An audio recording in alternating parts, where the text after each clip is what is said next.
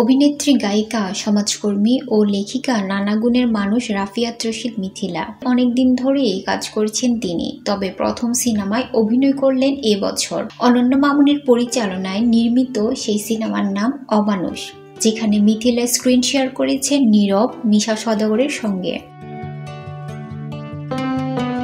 কিছুদিন আগে থেকে অনন্য মামুন সহ অমানুষ টিমের সদস্যরা মিথিলার বিরুদ্ধে একটা অভিযোগ প্রকাশ করবেন বলে আসছিলেন। সব সত্যিটা প্রকাশ্যে আনবেন বলে জানান তারা।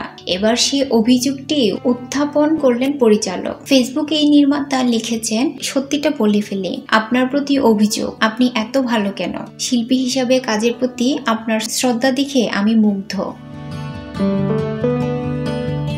মিথিলাকে সারা জীবন এমন থাকার অনুরোধ করে মামুন আরও লিখেছেন, সারা জীবন আপনি এমন থাকবেন। যারা আপনাকে নিয়ে বাজে কথা বলে তারা সত্যি অমানুষ।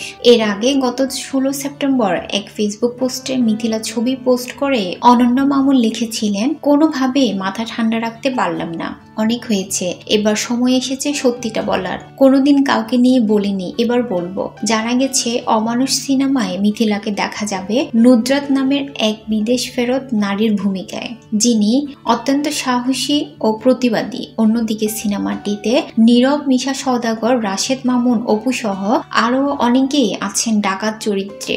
এদিকে মিথিলা বর্তমানে রয়েছেন ভারতে, যেখানে তিনি মায়া নামের একটি সিনেমার শুটিং শেষ করেছেন। এরপর যুক্ত হয়েছেন আরও 2টি সিনেমায়। এগুলোর নাম যথাক্রমে আ রিভার ইন হেভেন এবং নীতিশাস্ত্র।